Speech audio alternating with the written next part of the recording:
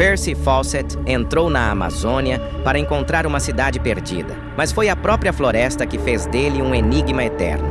Em 1925, o explorador britânico Percy Harrison Fawcett desapareceu no interior do Brasil, junto com seu filho mais velho, Jack, e um amigo da família. Eles nunca mais foram vistos.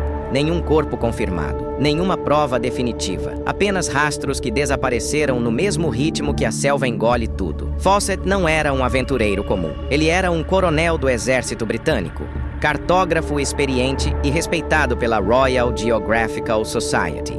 Já havia liderado diversas expedições pela América do Sul, sobrevivido a doenças, fome, ataques e regiões onde nenhum europeu havia passado antes. Para ele, a Amazônia não era um mito, era um território que guardava respostas. Percy acreditava firmemente na existência de uma civilização antiga escondida na floresta. Ele a chamava de Cidade Perdida de Zé. Não era apenas imaginação.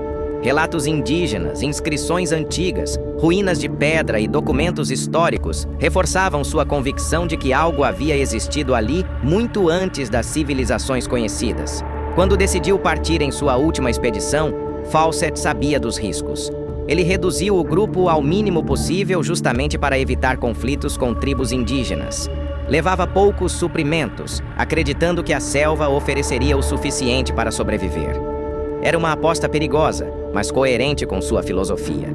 A última mensagem confirmada de Percy Fawcett veio de um acampamento que ele chamou de Dead Horse Camp, no Mato Grosso. Depois disso, silêncio absoluto. Nos anos seguintes, dezenas de expedições foram organizadas para tentar encontrá-lo. Algumas dessas buscas também terminaram em mortes e desaparecimentos. A floresta parecia defender o segredo. Décadas depois, surgiu uma possível resposta. Os irmãos Vilas Boas, importantes sertanistas brasileiros, afirmaram que uma tribo indígena havia confessado ter matado Fawcett e seus companheiros. Segundo eles, os indígenas teriam se sentido ameaçados pela insistência do grupo em avançar por territórios considerados proibidos. Orlando Vilas Boas chegou a apresentar ossos que, segundo ele, pertenciam a Percy Fawcett. Mas a história começou a ruir. O filho mais novo de Percy, Brian Fawcett, se recusou a aceitar aquela versão. Ele acreditava que os restos mortais não pertenciam ao seu pai. Brian também foi acusado por Orlando Vilas Boas de estar mais interessado em ganhar dinheiro com livros sobre o desaparecimento do pai do que em aceitar a verdade. O conflito dividiu opiniões por décadas. Análises científicas posteriores confirmaram algo importante. Os ossos não eram de Percy Fawcett. Em 1998, um novo capítulo foi aberto quando o explorador britânico Benedict Allen decidiu investigar o caso a fundo. Ele produziu um documentário chamado Fawcett's Bones e foi diretamente à fonte. Os índios Kalapalo, a mesma tribo que havia sido apontada como responsável pela morte da expedição.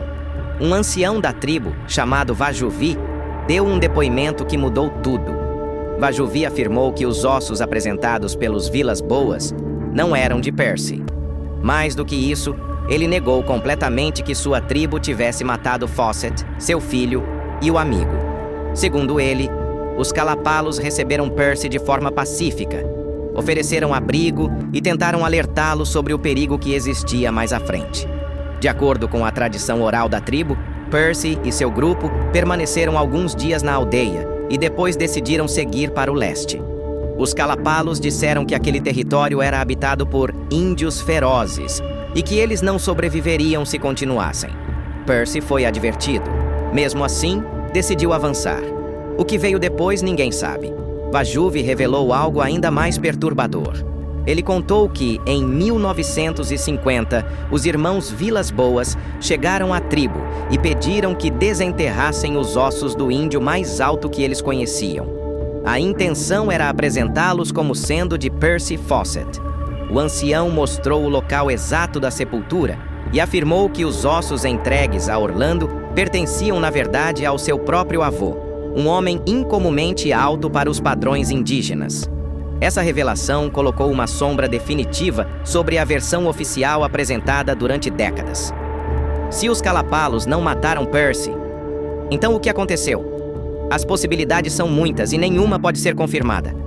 Ele pode ter sido morto por outra tribo hostil.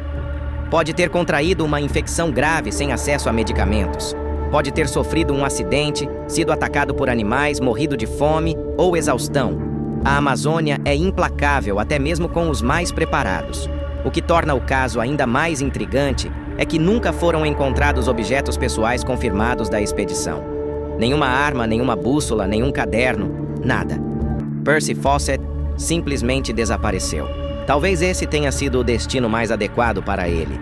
Se tivesse retornado da selva sem encontrar sua cidade perdida de Z, provavelmente seria visto como alguém que falhou.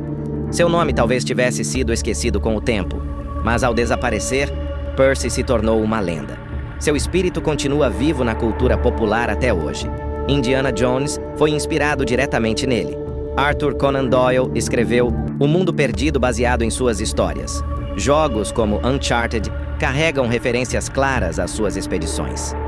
Filmes, livros e documentários continuam revisitando seu mistério quase um século depois.